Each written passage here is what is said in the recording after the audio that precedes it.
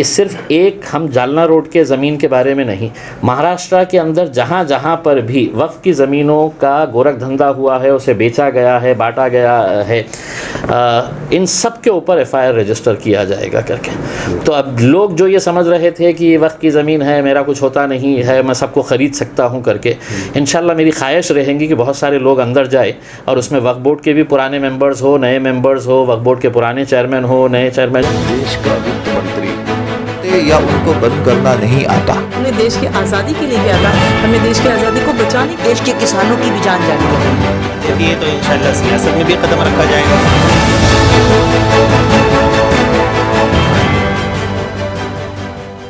All India मजलिस इत्तेहादुल मुस्लिमीन के फवाद मेमन साहब जो यहाँ के उत्तर पश्चिम जिला अध्यक्ष है MIM के, आज इनके ऑफिस का यहाँ उद्घाटन हुआ। इस मौके पर हमारे साथ मौजूद है मेंबर ऑफ पार्लियामेंट मजलिस इत्तेहादुल मुस्लिमीन के इम्तियाज़ जलील साहब, और साथ ही साथ है मुंबई अध्यक्ष फैयाज़ खान साहब। फवाद मेमन साहब भी बाजू में बैठे हुए उनके। हम यहाँ पर इस मौके को गनीमत जानते हुए, इस मौके को का फ़ायदा उठाते हुए सारे बंधु और हमारे पत्रकार मौजूद हैं यहाँ पर। सर, मैं ये पहले जानना चाहूँगा कि BMC का जो आने वाला इलेक्शन है यहाँ पर, जो महाराष्ट्र में या ज़िला जो मकामी इलेक्शन होंगे या मुंबई शहर में होंगे, ये किस बुनियादों पे लड़े जाएंगे यहाँ पर? क्योंकि और भी बहुत पार्टियाँ हैं, बहुत सारी पार्टियाँ हैं, तो MIM को क्या ज़रूरत पेश आई कि वो भी यहाँ पर कारपोरेशन लड़े? देखिए, तकरीबन हर राजनीतिक पार्टी का मुद्दा यही होता है। हर राजनीतिक पार्टी आके यही कहती है कि हम ये काम करने वाले हैं, वो काम करने वाले हैं करके। अगर सही मानों में अगर ये काम जो वादे किए जाते हैं अगर वो करते तो शायद MIM आती नहीं। MIM के आने की वजह यही है कि जो इतने सालों से हमारी बस्तियों के जो हालात है उसे देखते हुए कहीं ना कहीं ऐसा लगता है कि हमारी याद इन्हें सिर्फ इलेक्शन के वक्त में आती है और इलेक्शन ख़त्म होने के बाद ये हमें भूल जाते हैं।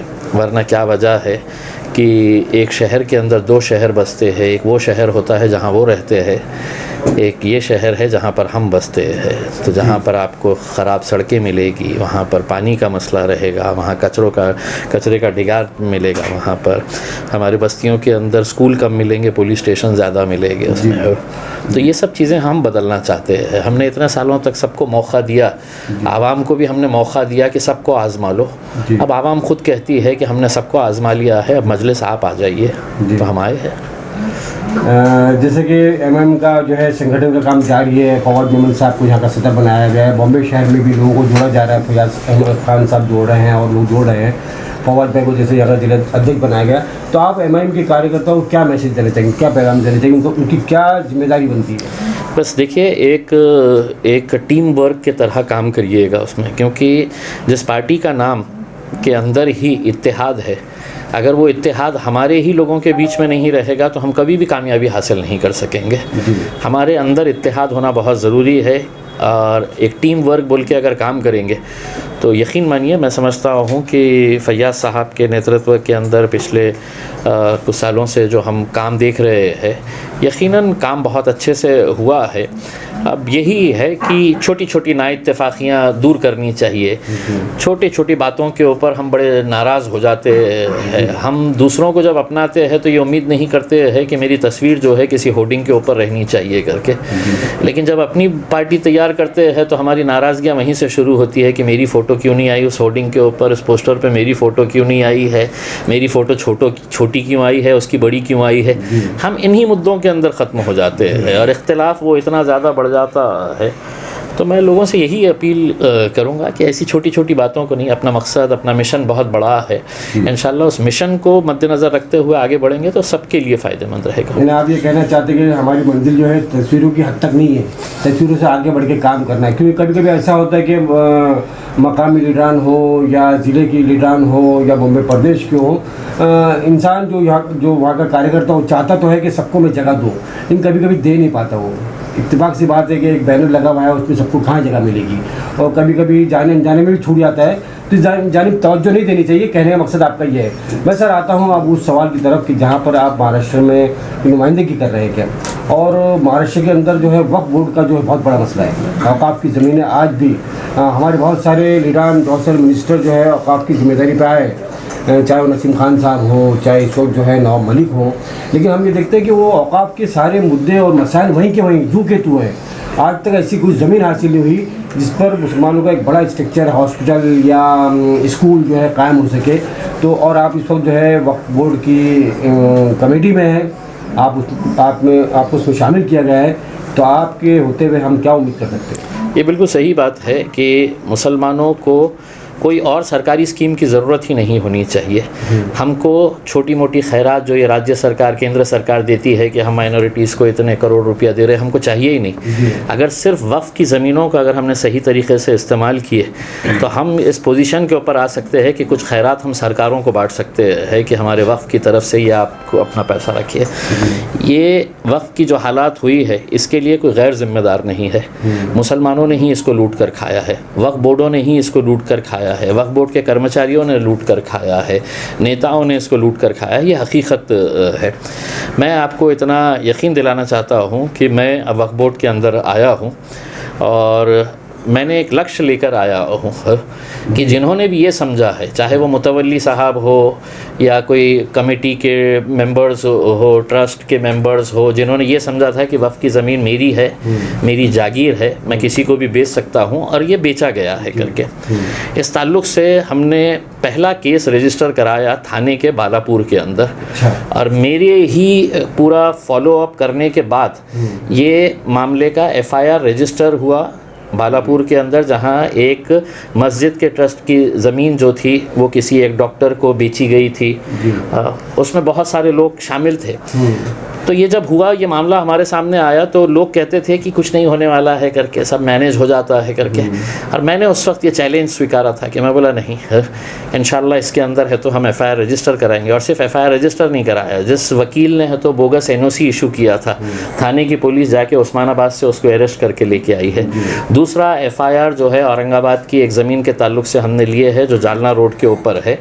और कल ही हमारी वक्फ बोर्ड की मीटिंग के अंदर ये फ़ैसला लिया गया कि सिर्फ एक हम जालना रोड के ज़मीन के बारे में नहीं, महाराष्ट्र के अंदर जहाँ जहाँ पर भी वक्फ की ज़मीनों का गोरख धंधा हुआ है, उसे बेचा गया है, बांटा गया है, इन सब के ऊपर FIR रजिस्टर किया जाएगा करके।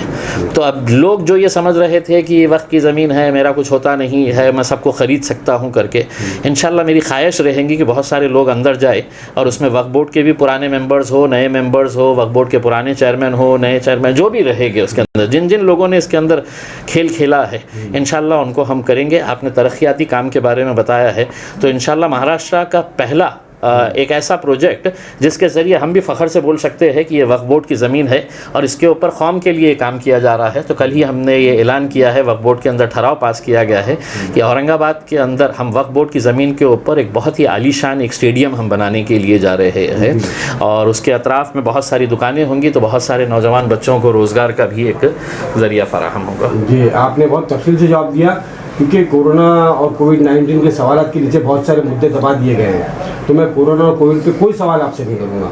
मेरा सवाल यही होगा कि जैसे कि आपने स्टेडियम की बात की, सर कोविड-19 के इस वबा के दौरान जो हमने देखा कि हमारा पूरा सेहत अम्मा का जो स्ट्रक्चर है पूरा वो ध्वस्त है, बिल्कुल कहीं कोई सरकार की तरफ से जो है तैयारी नहीं है पूरे हिंदुस्तान भर में।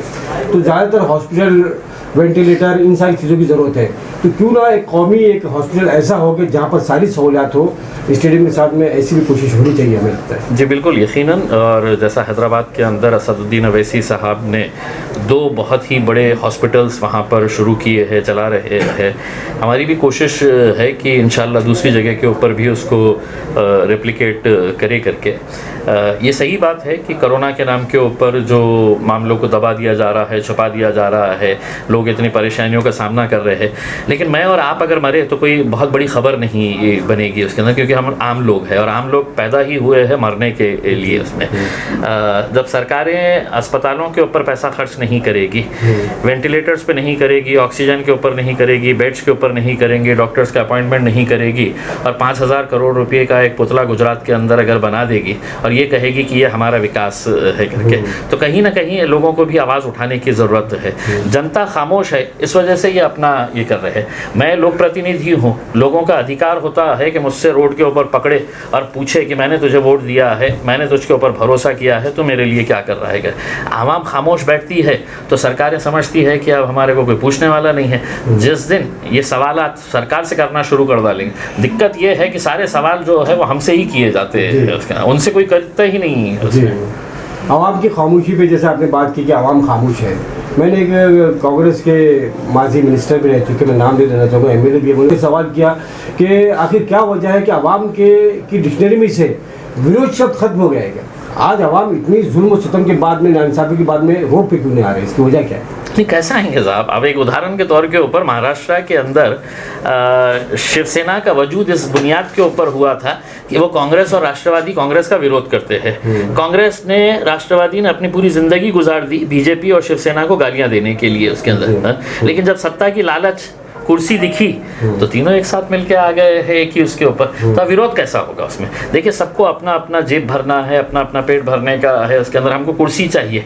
आइडियोलॉजी है वो सब खत्म हो चुकी है, अब राजनीति के अंदर कोई आइडियोलॉजी है वो रही नहीं। तो हालात ये कि शिवसेना और बीजेपी भी दोबारा मिलने के दर पे है। कुछ भी हो सकता है, कुछ भी हो सकता है। हम आपको इतना यकीन दिला देते हैं, ये आपस में कितने भी मिल जाए उसके अंदर, मजलिस अकेले इंशाल्लाह इनके साथ मजबूती के साथ खड़े रहेंगे, इनसे डटकर मुकाबला करने के लिए उसके अंदर। और ये कमजोर की निशानी होती है साहब, किसी का सहारा चाहिए। कांग्रेस बोलती है हमको राष्ट्रवादी के साथ लड़ना है, बोलती है हम सेना के साथ जाना चाहते हैं। हमने कभी किसी का सहारा नहीं लिया है इंशाल्लाह, अल्हम्दुलिल्लाह। हम पहले भी अकेले थे और आगे भी कितनी भी मुश्किलें आ जाए उसके अंदर हम डट के इन लोगों का मुकाबला करेंगे। सर, सवाल तो बहुत सारे हैं, बहुत कम है, और लेकिन आखिरी एक सवाल, क्योंकि कल आप लोग की प्रेस कॉन्फ्रेंस भी है ऑल इंडिया मजलिस इत्तेहाद मुस्लिमीन के ऑफिस में, वहाँ बहुत सारे सवाल आएंगे। मेरा आखिरी सवाल, यूपी के अंदर जैसे ऑल इंडिया मजलिस इत्तेहाद मुस्लिमीन ने अपने उम्मीदवार उतारने की कोशिश की है क्या? आप कहते हैं कि मजलिस अकेले लड़ेगी, यूपी में पहले ही बहुत सारी पार्टियां हैं, अगर सब अकेले अकेले लड़ेंगे और इस तरह से सेकुलर वोटों का फिर वही हम बात आती है कि बंटवारा हो जाएगा, तो इसका फ़ायदा किसको पहुंचेगा? आप मुझे थोड़ा सा सेक्युलरिज्म का डेफिनेशन समझाइए ना। मतलब मैं एक सवाल, अगर आपकी इजाज़त हो तो मैं आपसे पूछना चाहता हूँ कि सेक्युलर मतलब क्या? नहीं, यकीनन माशाल्लाह पत्रकार रह चुके हैं, मतलब कर सकते हैं। यही एक शब्द है जिसने है तो मुसलमानों का आज इतने पीछे लाके जो छोड़ा है, यही एक शब्द है कि इलेक्शन के वक्त में हमारी महफिलें सजाई जाएगी, हमको सेक्युलरिज्म के नाम के ऊपर वोट बंटवारा मत करो, वोट का तकसीम मत होने दो, हम सेक्युलर पार्टी है करके। कोई नहीं है साहब, सबके कपड़े उतार कर देखो तो खाकी नजर आएगा उसके अंदर। सर, मैं सियासी पार्टी की बात नहीं कर रहा हूँ, आज भी मुल्क के 70% आवाम जो है वो अमन पसंद है, जिसको हम सेकुलर कह सकते हैं, लेकिन वो 70% जो वोट जो है मुख्तलिफ खानों में बढ़ जाते हैं, ये तो मुट्ठी भर जो है ये सत्ता पे काबिज हो जाते हैं क्या? इसके लिए कोई रणनीति बनाई जाएगी? नहीं, देखिए, मतलब हमारे से ज़्यादा सेक्युलर कोई हो ही नहीं सकता है साहब। इस मुल्क के अंदर मुसलमानों से ज़्यादा सेक्युलर कोई हो ही नहीं सकता है। अगर हम कट्टर होते तो 70 सालों से हम अपनी पार्टियां चलाते, हम अपने नुमाइंदों को चुनकर लेके आते, लड़ते उनके लिए, उन्हीं को वोट देते। लेकिन ये जितने भी लोकसभा में, विधानसभा के अंदर जाके बैठे रहते हैं, ये हमारे वोट की बुनियाद के ऊपर जाते हैं। हम लोग सेक्युलरिज्म को फॉलो करते हैं उसके अंदर। बताइए ना मुझे, ये कौन सा सेक्युलरिज्म है कि भारतीय जनता पार्टी एक भी टिकट किसी को नहीं देती है? बताइए मुझे, शरद पवार साहब की ये जिम्मेदारी नहीं है कि एक मुसलमान को टिकट दे पूरे महाराष्ट्र के अंदर से? ये राजनीतिक पार्टियों को तो शर्म आनी चाहिए, चाहे वो कांग्रेस हो, राष्ट्रवादी कांग्रेस हो, कि आप एक टिकट नहीं दे सकते हैं, एक को जिता के नहीं लेके आ सकते हैं करके। 48 सीटें हैं महाराष्ट्र के अंदर, सिर्फ एक ही मुसलमान क्यों चुनकर आता है इम्तियाज जलील की शक्ल के अंदर औरंगाबाद से? क्या हमारे से वोटर लेने का आपने ठेका लेके रखे हुए है? आपकी जागीर है ये? इनके सेकुलरिज्म की निशानी तो सर ये है कि यूपी में जिस तरह से मौलाना उमर गौतम को गिरफ्तार किया गया और मौलाना जहांगीर कासमी को, लेकिन आज वहाँ पर समाजवादी पार्टी बहुत ताकत मजबूती के साथ में, लेकिन कोई बोलता हुआ नजर नहीं आ रहा है। यूपी के अंदर जिन हालात में ऑल इंडिया मजलिस इत्तेहाद मुस्लिमीन का क्या हमारी शिकायत यही है साहब कि किसी को गिरफ्तार करे। असद अवैसी क्यों नहीं बोल रहे हैं? असद अवैसी ने बोलना चाहिए ना करके। हर मसले के ऊपर, हर प्रॉब्लम के ऊपर, जहाँ जहाँ कौम को तकलीफ हुई तो असद अवैसी ने आगे आना चाहिए। वोट के टाइम के ऊपर नहीं साहब, हम सेकुलर है ना, हम सेकुलर आपके साथ कैसा जाएंगे हम? तो ये अब खेल बंद करिएगा उसमें। लोग भी अब होशियार हो गए हैं और अल्हम्दुलिल्लाह आज जोगेश्वरी के अंदर आने के बाद एक यकीन हो गया है कि अब लोगों को भी समझ में आ गया है कि सेक्युलरिज्म का मतलब क्या होता है। अब कुछ भी हो जाए वो मजलिस के साथ ही रहने वाले सरकार के जुल्म पे सर मैं जानना चाहूँगा आपसे कि मौलाना उमर गौतम या मौलाना जहांगीर कासमी या और उम्मा कराम या मुसलमानों पर जो जुल्म हो रहा है, ये इस तरह से उन पर कैद किया जा रहा है, इस पर आप क्या कह रहे हैं? देखिए, ये मतलब आज हो रहा है ऐसी बात नहीं है। आप महज 2 नाम गिना रहे हैं, 3 नाम गिना रहे हैं, ऐसी बात नहीं है। मतलब अखलाक से लेके पहलू खान से लेके जितने भी नौजवान बच्चों को हमारा सड़क के ऊपर कत्लेआम किया जा रहा है लिंचिंग के नाम के ऊपर, हाँ, ये हम देख रहे हैं। हाँ, हम सिर्फ टीवी के अंदर देख रहे हैं, लेकिन हमारा खून नहीं खौल रहा है उसमें। हाँ?